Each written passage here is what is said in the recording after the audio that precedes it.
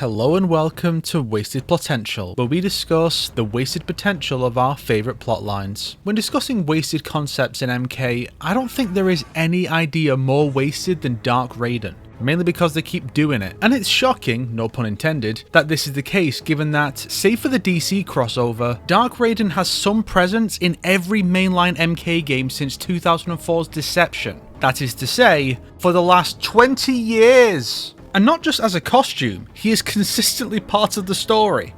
Dark Raiden debuted in Deception, resulting from his futile sacrifice to stop Onaga. Many fans claim it's from his exposed essence being touched by Onaga, but I cannot find where this was stated. Where have I heard that before? While his narrative role was limited in that game, having the feel of a mid-credits reveal more than anything, he still managed to make quite the impact via his ending. Similar to how Raiden narrated the endings in Deadly Alliance, and Argus would in Armageddon, Deception's endings are narrated by Shujinko. Except Raiden's. He narrates that one because he kills Shujinko for his hubris. While not canon, him telling us how he killed the game's protagonist and narrator is very striking. In fact, were the next game not designed to include everyone, making any non-essential deaths an extra complication to address? I wonder if this would have been canon. Maybe Dark Raiden and Zombie Liu Kang being the respective boss and sub-boss of MK7 could have been the direction they took. But what we did get was Armageddon, in which Raiden has a small but notable role. Ignore the intro because while fun, it's borderline non-canon. Raiden's role here is to try and stop Taven for the villainous alliance, having joined them to protect Earthrealm while plotting their downfall. In his ending, he uses the power of Blaze to destroy all realms but Earthrealm, even neutral and allied realms. To me, this was the peak of Dark Raiden because he was an extremist version of his usual self, determined to protect Earthrealm, only now single-mindedly pursuing that goal at the cost of all else. Great stuff. I'd love to have seen where this story could have gone afterwards. Unfortunately, what we got next was the 2011 relaunch. This game opens with an Armageddon where Shao Kahn wins and Raiden is his final opposition. Despite having the Dark Raiden design, he doesn't much act like him, but one could argue the limited time and the specific circumstances justify him not displaying these traits. He sends visions back to his MK1 self and then dies. In MKX, this new Raiden absorbs Shinnok's corruption when purifying the Jinsei, becoming Dark Raiden in the mid-credit scene. He then threatens the Revenant Liu Kang and Kitana and makes clear that, like his previous incarnation, this Raiden's patience for mortals has worn thin, leaving us with so many wonderful possibilities to mull over for the next 4 years until the next game. And the arcade endings fueled this. While not depicted this way to avoid spoilers, Raiden's actions in several endings are clearly meant to be a result of his corruption. He challenges Kotal Khan's Outworld to mortal combat, collecting those in need of direction to join him and turning his old friend Bo Rai Cho against him. That this scenario was explored in around 4 endings suggests this was going to be a big thing in the next game, or at least be mentioned as an event that occurred in between to explain the absences of certain characters. Only for MK11 to then famously drop the ball astonishingly hard. Despite using him in the game's reveal trailer and as the character select portrait, they clearly only used him because it had already been set up. They had no intention of using him here at all in spite of the premise. Dark Raiden is around for 1 chapter, leading the special forces against the Revenants in the Netherrealm, with a few intros suggesting that this has been going on for a while with a few Revenants being killed, only for Aftermath to then retcon the specific example given, so who even knows. Honestly, aside from his design and the new red lightning brought over from Injustice 2, there really isn't anything dark about this version of Raiden. The most he does is being sensitive about Sonya's death, and even then, he's not dismissive about it, but instead trying to make Cassie feel better and doing a bad job. Aftermath would later also cement the idea of Raiden just not understanding mortals and their feelings, so there's nothing about Dark Raiden here that is actually, dark. I guess you could count torturing Shinnok, but is that really all it takes? He is erased when the past Raiden is brought to the present, having accomplished nothing. Not even the destruction of the Bone Temple is successful because Kronika rebuilds it and it's then ignored completely, leaving the undoing of Raiden's success as just a footnote until Aftermath. The story also suggests that Shinnok's amulet can corrupt Raiden, giving him a dark moment in both versions of the Fire Garden scene, even though him being corrupted was the reason he took Shinnok's amulet and not vice versa. We also learn that Raiden had been corrupted in several of the other timelines we only get glimpses of, with Kronika orchestrating it to turn him and Liu Kang against each other. If nothing else, we can assume his MKX corruption was not part of Kronika's grand design, but it really does weaken the concept of Dark Raiden that it's always external factors and Kronika's manipulations that make it happen, removing Raiden's agency in his new outlook. And then Aftermath features one last cameo by Dark Raiden in the Shang Tsung ending, where he and Fujin are enforcers conquering realms for Shang. I think it's lazy that they kept the same Dark Raiden design instead of using the customization system to make a new one. What, Shang Tsung and Raiden both have the exact same sense of aesthetics? This Raiden then makes his way over into M1K, serving as Titan Shang's enforcer along with Dark Sindel. He loses easily to Mileena, which is absurd. He may be the Dark Raiden that appears briefly in the final battle, but it's not clear. And now, the recent 5th season of Invasions has introduced yet another Dark Raiden, who is the most interesting take we've seen since the Midway era. The opening of the floodgates at the end of the story mode has led to this Raiden attempting to impose his will across all timelines to protect every Earthrealm and destroy every threat to them. He's defeated by a cabal of heroic Raidens, including the Lambert and DCU versions. Once he is cured of his corruption, he is then banished to the Void by Liu Kang until he can prove the earnestness of his desire to redeem himself. Interestingly, this Dark Raiden is the young mortal Raiden, but this detail is never explored, which is one of the general flaws of Invasion storytelling since Season 2. But more on that in a future episode. For now, I'd like to go over some of these depictions and discuss ways Dark Raiden's potential could have been better utilised.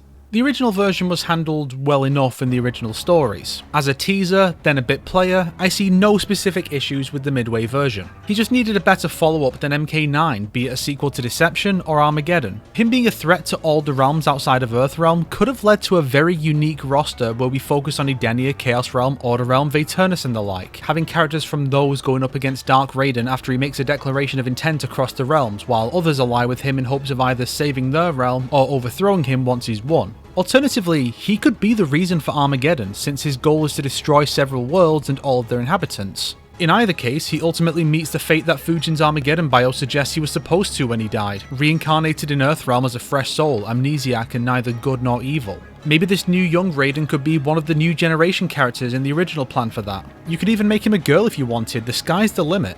For MK9 and X, there's not much to say. Add a line or two that makes the MK9 version seem darker, and have MKX lead into my concept from the Dark Raiden and Revenants episode of this show. For MK11, the first obvious choice is to have Dark Raiden stick around. He could become a servant of Kronika after she manipulates him, or be a free agent that causes trouble for both sides, leading to a mirror match during the story either way.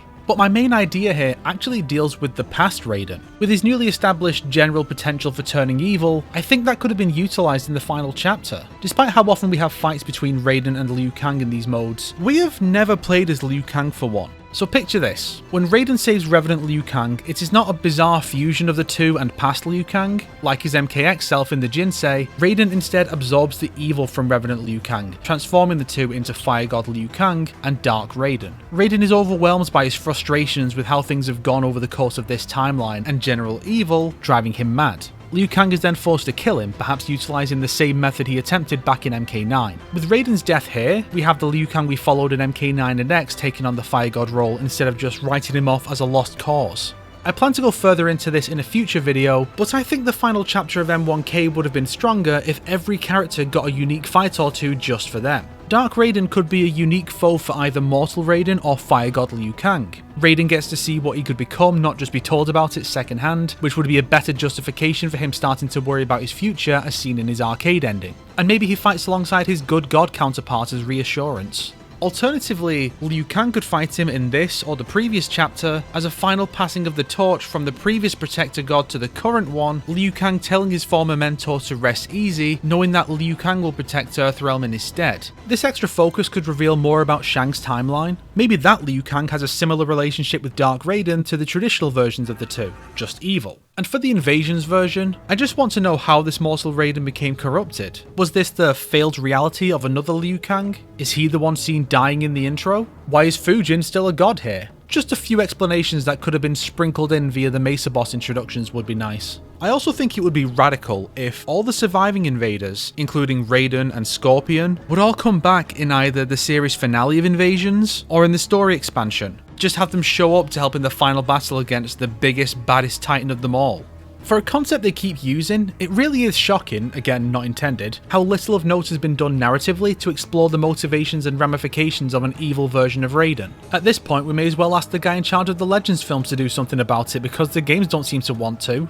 It started out as a twist on a long-established character, serving as another way to corrupt what was once good and further darken the MK world. First, the hero dies. Then the mentor goes bad. Sure, he didn't do much, but there wasn't room for him to in Deception, while Armageddon used him the perfect amount for a game with 62 fighters. Then we reboot back to good Raiden, only for him to go bad again in the next game, get erased, and still be presented as a direction the second replacement can still go. Then he comes back as a cameo that spurs the fourth iteration into learning to master his rage, which I guarantee will be used to make his lightning red for enhanced specials in the next game. What began as a cool new idea with so much potential has devolved into a tiresome inevitability that NetherRealm repeatedly insists upon and then decides it's bored and wants to go back to how things were before. He's like a metaphor for the series at large, actually. With the current multiverse focus, it's clear that we're going to see more Dark Raidens from other timelines in future, be they mortal or god variants. And while I'm sure there's no hope whatsoever for whatever fusion character we see from Havoc's timeline to be interesting, I hope they can do a story in the next game that puts more focus on specific alternate versions of characters and explores how and why they are different beyond surface level visual differences and a switch in alignment.